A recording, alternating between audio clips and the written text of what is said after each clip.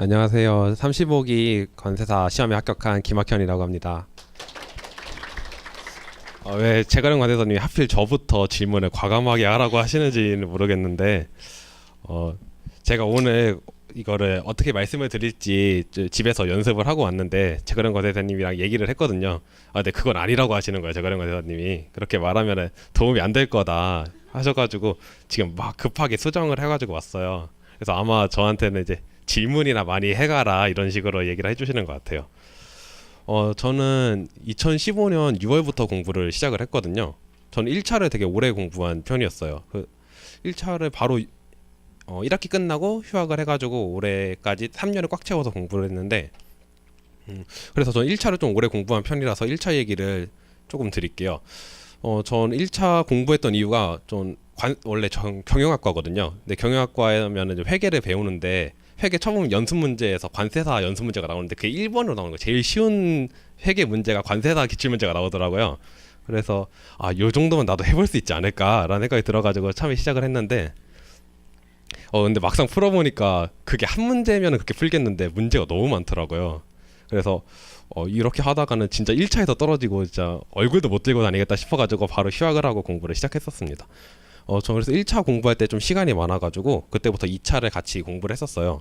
그때 무역실무랑 HS가 암기가 많다고 해가지고 같이 공부를 했었는데 워낙 시간이 많다 보니까 1차는 그냥 무난히 합격을 했고 그러고 나서 이제 합격한 다음에 한 달 쉬다가 그때부터 2차 공부를 시작했었습니다. 저는 2차 할 때는 아직 학원이 여기 있을 때가 아니었어요. 제가 공부할 때는 아직 그 강남에 학원이 있을 때였는데 저는 이제 너무 의욕이 앞서니까 2차는 다 실강을 들어야지 하고서 실강에 가서 직접 들었어요. 관세법이랑 HS 전 과목을 이제 FTA에서 수강을 했었는데 가서 일단 강의를 듣고 그 다음날 집에 와가지고 다시 복습하면서 그때는 이제 이해가 중요하다고 하시니까 이해를 하는 방법으로 공부를 했는데 저는 이해라는 게 누가 저한테 그 관세법에 있는 무슨 얘기를 물어보면은 그게 뭔지 제대로 설명을 해줄 수 있어야지 그걸 제가 이해를 했다고 생각을 했거든요. 그러니까 만약에 입항전 수입신고를 누가 입항전 수입신고가 뭐야? 그러면은 입항전에 수입신고 하는 거야 이렇게 대답하면은 그걸 이해를 한 게 아니잖아요. 입항전 수입신고는 원래 수입신고를 입학 후에 해야 되는 건데 빨리 그 신속 통관을 위해서 입항 전에 하게 해주는 거야. 그렇게 하면은 수입신고는 언제 할 수 있어. 그러면 검사를 해야 되잖아. 그럼 검사는 입항 후랑 다르게 이런 식으로 검사를 진행해. 그리고 환급 규정은 이것도 입항 전이어서 환급 규정이 입항 후랑 이렇게 달라. 이런 식으로 그게 이해라고 생각을 하고 공부를 했거든요. 근데 그게 나중에 보면은 그게 목차가 되는 거였어요. 그렇게 그때부터 목차를 잡아가면서 공부를 했었습니다. 그리고 제가 3년 차인데 관세법 때문에 2년 차에 떨어졌었어요. 그때 관세법이 너무 쉽다고 난리가 났었는데 저는 관세법에 꽈랑 맞아서 그때 떨어졌었거든요. 그래서 제가 와서 제일 드리고 싶었던 말이 관세법을 공부하실 때 꼭 법이랑 시행령이랑 고시를 구분하시면서 공부를 하셨으면 좋겠어요.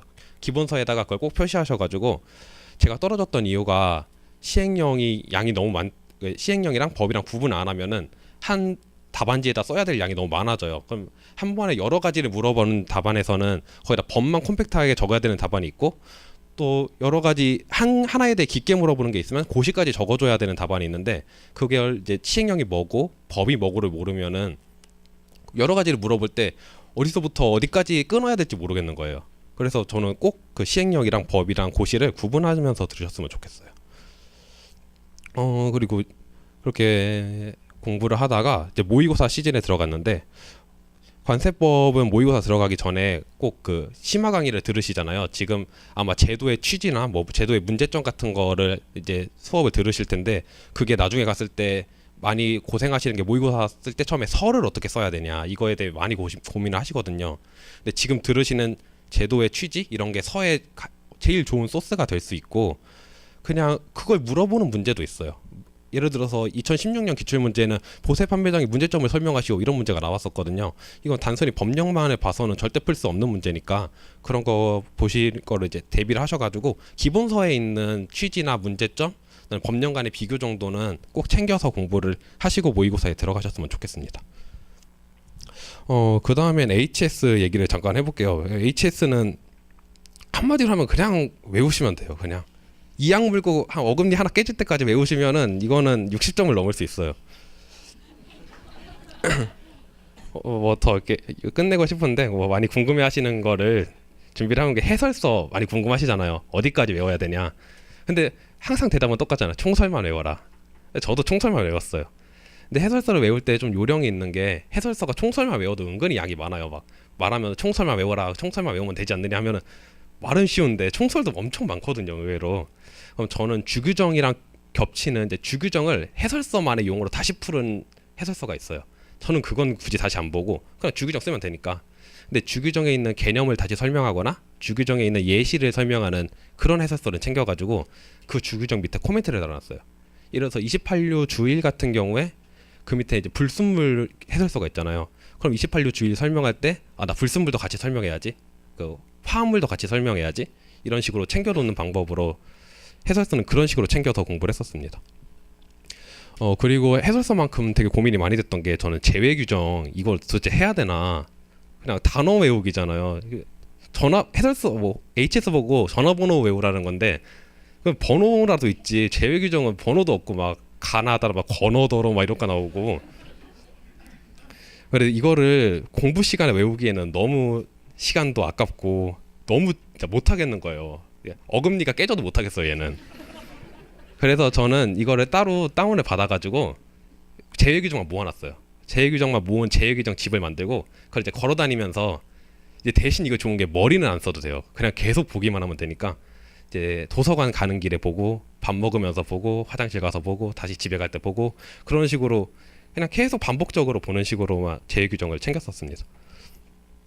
그리고 아까 HS 암기를 계속 말씀을 드리는데 진짜 암기가 엄청나게 중요하긴 해요. 좀 HS 점수가 잘 나오는 사람은 남들이 봤을 때 와, 넌 좀 지독하게 외우는 거 아니냐, 이렇게까지는 안 해도 되지 않아? 하고 외우는 애들이 점수가 잘 나오더라고요. 조사까지 똑같이 외우고 심지어 막 나열돼 있는 거 그거 순서까지 맞춰서 외우는 애들이 있어요. 그런 애들이 점수가 잘 나오더라고요. 좀 HS 외울 때는 진짜 오늘 이 시간 3시간은 꼭 죽어라 외우겠다라는 생각을 하고 HS 그렇게 외우시면은 모의고사 때도 딱히 고민 안 하고 점수 잘 나오실 수 있을 거예요. 관세평가 얘기를 하기 전에 아까 제가 말씀을 좀 고백해야 될 게, 제가 2년차 시험 떨어질 때 관세법을 꽈락 맞아서 떨어졌다 이렇게 말씀을 드렸는데 제가 관세평가도 꽈락을 맞아서 떨어졌어요. 꽈락을 2개 맞고 처참하게 떨어졌었거든요. 되게. 관세평가 강의는 저는 일단 김병수 관세사님 기본 강의, 심화 강의, 마스터 강의를 들으면서 이제 김병수 관세사님 많이 이렇게 설명 되게 잘해주시잖아요. 근데 김병수 관세사님이 알고 있는 관세평가 지식이 제 지식이라고 착각한 거예요. 이제 집에 가서 복습하면서 봐요. 그러고서 딱 가려놓고 보고 이거 과세인데? 딱 옮겨보면 과세예요. 딱 요거 한 1,000원 되나? 딱 옮겨 1,000원이요. 나 천재다. 나는 관세평가 뭐 한 2시간만 하면 되겠다 그랬는데 나중에 문제를 보니까 문제는 그렇게 쓰는 게 아니더라고요. 이게 OX 퀴즈가 아니라 문제에서는 과세야 아니야를 물어보는 게 아니라 과세야? 그럼 왜 과세인데? 1,000원이야? 그럼 왜 1,000원인데? 이걸 물어보는 거잖아요. 제가 그 왜를 쓰는 거를 연습을 안 했더라고요. 그래서 3년 차에 떨어지고 나서 준비할 때는 하나의 쟁점이 있으면은 그 쟁점에서 내가 뭐를 봐야 되는지를 먼저 챙겼어요. 예를 들어서 생산지원 요소를 오늘 공부했으면은 생산지원 요소를 판단할 때 이게 먼저 생산지원 요소인지 아닌지를 봐야 되고, 생산지원 요소인지를 봤으면은 그게 과세인지 아닌지를 봐야 되고, 과세인지 아닌지가 봐서 과세면은 얼마인지를 봐야 되는 거잖아요.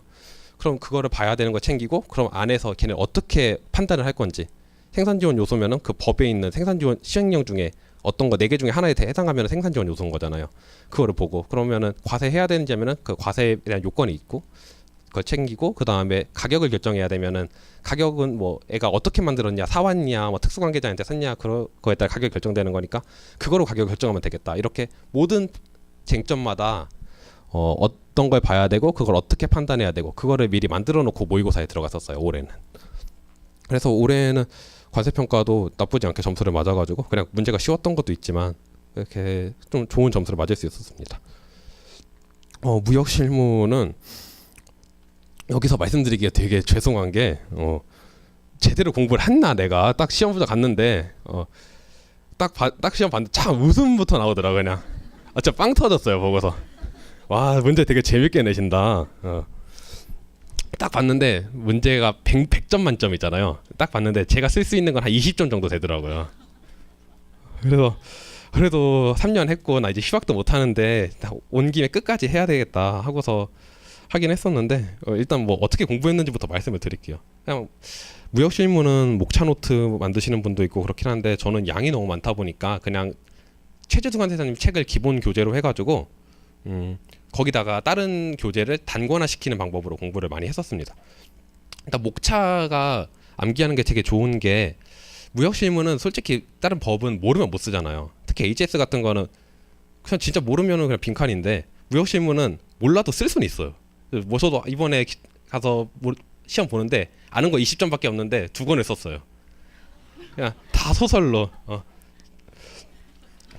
무역실무는 목차 암기를 하시면 되니까 그 목차를 그래서 꼭 외우셔야 돼요. 목차는 엄격하게 외우되 다른 교재를 좀 보시는 걸 추천드리는 게 보면서 최준승 관세님이 만들어 놓은 목차가 있고 최건수 관세사님이 만들어 놓은 목차가 있을 거예요. 두 개를 비교해 보시면서 자기가 더 마음에 드는 목차가 있거든요. 그런 목차 또 잘 외워져요. 더 다른 교재를 보시면서 여러분한테 맞는 목차와 좀 풍성한 내용을 취사 선택해 가지고 이거면은 합격할 수 있다 싶은 단권화 책을 만드셨으면 좋겠습니다. 그리고 아까 전에 이제 그럼 어떻게 붙었냐 20점밖에 몰랐으면서 모의고사 때 그 준비를 한 게 있었어요. 근데 최근 선생님 책 모의고사 보면은 진짜 약간 모르는 게 나와요. 진짜로 열심히 공부하고 갔는데도 처음 보는 난 강의 시간에 한 번도 들어본 적이 없는 게 막 나오거든요. 그럴 때 좀 점수를 따는 스킬을 준비했던 게 아는 거라도 의의라고 하죠. 의의를 좀 열심히 썼어요. 제가 의의 쓰는 거 되게 싫어하거든요. 관세법에도 의의를 10점짜리 하나도 안 쓰고 HS나 관세평가는 아예 서도 안 써요. 결도 안 쓰고. 그런데 무역실무는 의의를 되게 빵빵하게 다 적었어요. 그게 하나하나가 점수가 진짜 되더라고 무역실무는. 왜냐하면 무역실무는 좀 생소한 제도나 생소한 결제 방식을 설명해 주는 거잖아요. 그럼 예를 들어서 뭐 CAD랑 COD를 비교해라고 하면은 관세법은 그냥 저 법만 비교하면 되는데 얘는 일단 CAD가 뭔지 COD가 뭔지부터 설명해주고 가는 게 맞다고 생각해서 저는 무역실무를 공부할 때는 좀 얘네 의의를 챙겨주는 방식으로 공부를 했었습니다. 그리고 이제 여러분들이 이제 10월이 지나고 심화 강의가 끝나시면은 11월 때 아마 마스터 강의에서 이제 문제풀이도 같이 한다고 들었거든요. 그럼 이제 문제풀이를 준비하시고 모의고사에 들어가시게 될 거예요. 모의고사 때 제가 실수를 해가지고 좀 떨어졌던 2년차에 떨어졌던 이유, 꽈락을 2개씩이나 맞았던 이유 그런 거랑 앞으로 좀 이런 식으로 제가 준비하면은 여러분한테 도움이 되지 않을까 싶었던 거 준비해 왔었는데 제일 우선이 등수예요. 등수 엄청 신경 쓰이죠. 안 신경 쓰일 수가 없어요. 왠지 그거 보면은 100등 넘어가면 떨어질 것 같고 30등 안에 들면은 붙을 것 같고 그런데 그 등수에 집착하기 시작하면은 그게 1, 2월 달에는 등수에 집착하면 등수가 올라요.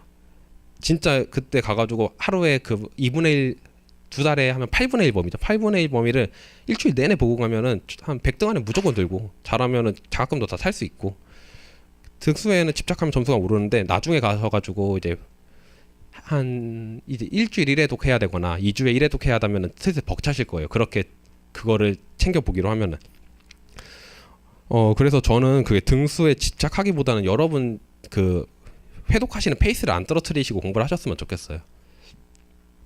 여러분이 한 달에 1회독을 할 수 있는데 모의고사 진도가 2달에 1회독이라고 2달에 1회독에 맞춰서 공부를 하시면 나중에 다시 한 달에 1회독 돌아오시기도 힘들고 어느 순간 2주에 1회독을 못 따라오시게 되기도 하거든요. 그래서 여러분 그 페이스를 떨어뜨리지 않고 여러분이 할 수 있는 최고 속도로 회독을 계속 하시면서 모의고사는 모의고사대로 보셨으면 좋겠습니다. 그리고 한 가지 더 말씀드리면 저는 이번에 준비할 때는 모의고사 볼 때 등수보다는 약간 점수에 신경을 많이 써서 공부를 했었어요. 점수에 신경 쓰는 것도 막 문제가 어렵게 나오면 당연히 점수가 낮게 나오고 문제가 쉽게 나오면은 점수가 높게 나오는 건데 그럼 문제가 쉽게 나왔을 때 점수가 높으면 얼마나 높게 맞아야 되는가? 한 60점 맞으면 만족하지 말고 쉽게 나왔는데 왜 60점밖에 못 맞았을까? 어렵게 나와도 40점은 좀 아니지 않냐? 50점은 맞아야 되지 않겠냐? 그거를 고민하면서 공부를 했었어요.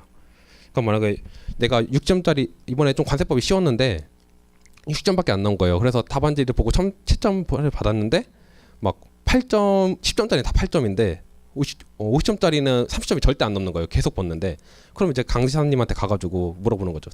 50점짜리 30점 맞으려면 어떻게 해야 됩니까? 그냥 그렇게 직접적으로 물어보. 저는 그때 얘기를 들었던 게 그러면 각 큰 대목차 밑에다가 그 네가 배웠던 법령의 취지나 이 법이 왜 필요한가. 예를 들어서 올해 기출 문제에서 세액 심사가 나왔잖아요. 1번이 세액 심사였고 그 밑에가 이제 정정, 보정, 변경 이런 게 나왔는데 처음에 신고납부 제도를 서에다 쓰고 그 밑에다가 왜 신고납부 제도에서는 세액의 심사가 필요한가. 그 외에도 세액을 변경할 필요가 있는가. 그런 제도를 왜 두고 있는가를 밑에 길게 쓰지 않고 한 두 줄, 세 줄 정도로 나는 이 법령을 남들보다 이렇게 많이 이해하고 있습니다를 보여주는 거에 50점에 좀 신경을 썼었습니다. 그리고 아까 의의를 좀 무역 실무에서 의의를 많이 쓴다고 했던 것도 모르는 문제가 나오고 어려운 문제가 나왔는데 그래도 어느 정도 점수를 좀 최대한 받기 위해서 노력을 했던 거가 하나가 의의를 많이 쓰는 거였어요.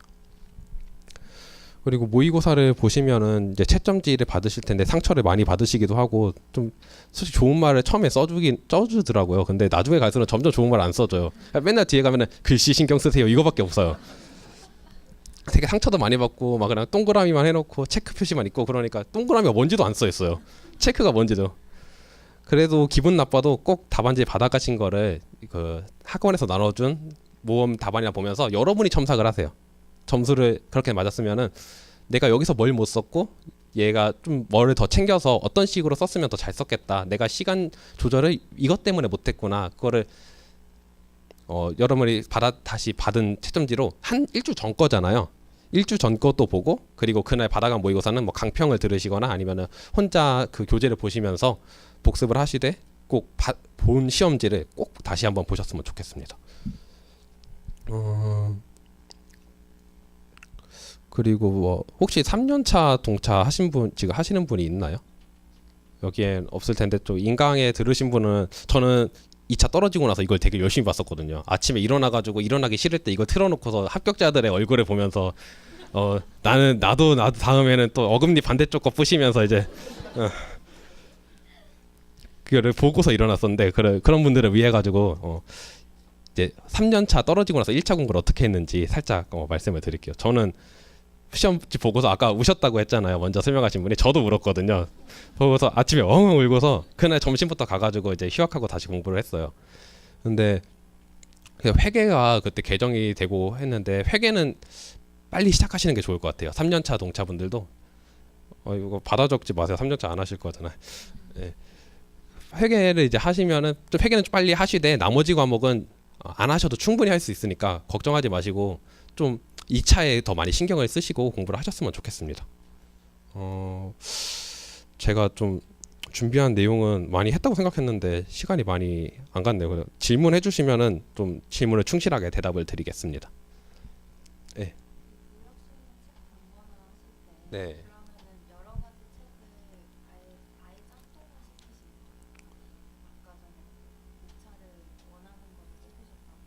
네.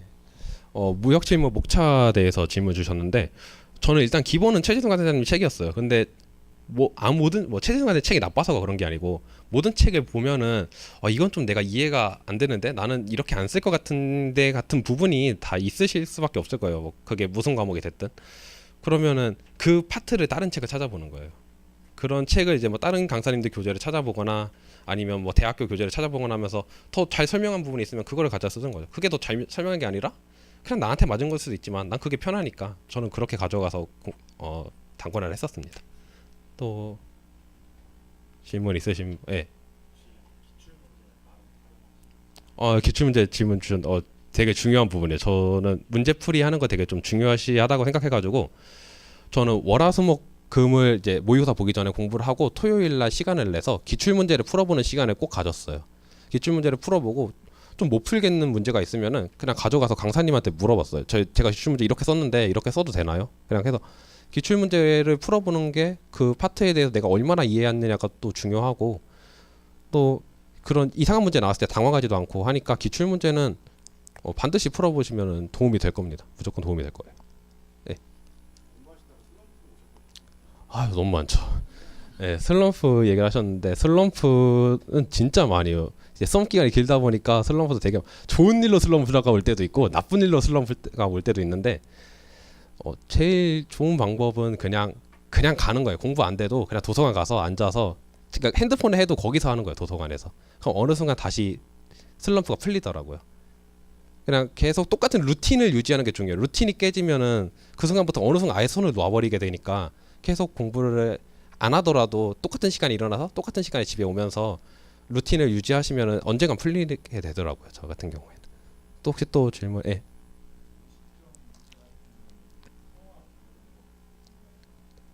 50점 문제 서화 결에서 저는 두 과목만 준비했어요. HS나 관세평가 같은 거는 물어보는 걸 쓰기에도 촉박한 과목이라고 생각해서 두 개는 준비하지 않았는데, 관세법은 각 그 큰 장이 있잖아요. 그 장마다의 설을 준비해 놓고서 쓰고, 이제 결 같은 경우에는 이제 제도의 비교, 제일 많이 쓴 게 제도의 비교.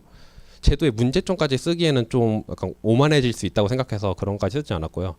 좀 더 설명했으면 좋았을 것 같은 부분을 쓰거나 아니면 제도 간의 비교까지만 썼어요. 그리고 무역실무 같은 경우에는 그냥 만능설을 준비했어요. 다 아마 예상하실 텐데, 무역이란 뭐 이런 것으로 시작해가지고, 아니 뭐 UCP란 뭐 이런 걸로 시작을 해서 설을 쓰고, 결을 쓸 때도 그것도 뭐 비슷한 다른 결제 방식이 있거나 아니면 아예 다른 결제 방식이 있으면은 그거를 설명해 주는 방식으로 결을 썼었습니다.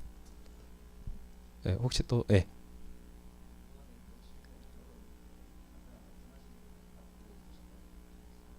네. 잠깐만. 예. 예.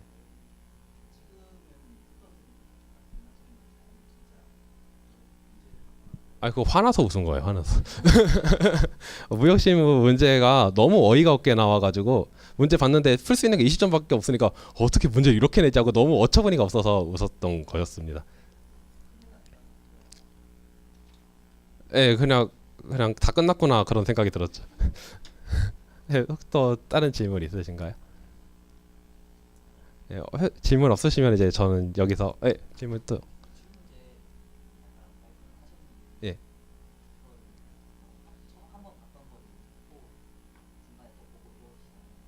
예, 봤던 거 다시 봤어요. 그리고 좀 더 공부가 됐을 때 쓰는 기출문제 답안이랑 처음 봤을 때 기출문제 답안은 좀 깊이도 다르고 내용도 달라지더라고요. 그거는 반복하시면서 계속 보셔도 나쁜 게 없을 거라고 생각해요. 기출문제는. 예. 먼저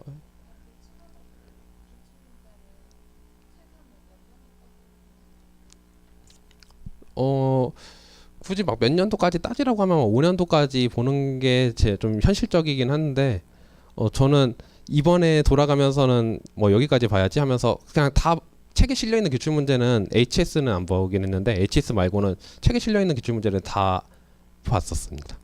예.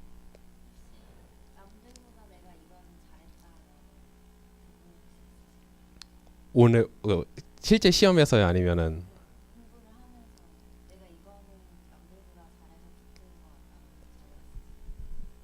어 저는 이게 막 과목별로 편차가 큰 편은 아니었어요. 그냥 꾸준하게 관세 평가는 못 하긴 했는데 나머지 과목은 그냥 다 비슷비슷했었어요.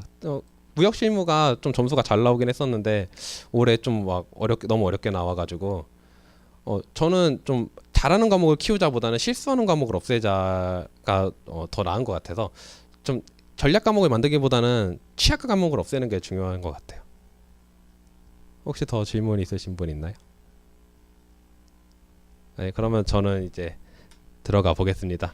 모두 다 좋은 시간 되셨으면 좋겠고, 꼭 합격해서 다음에 이 자리에서 다른 후배 관세사들한테 이런 설명을 해주시는 기회가 있으면은 참 좋으실 것 같아요. 네, 뭐 감사합니다.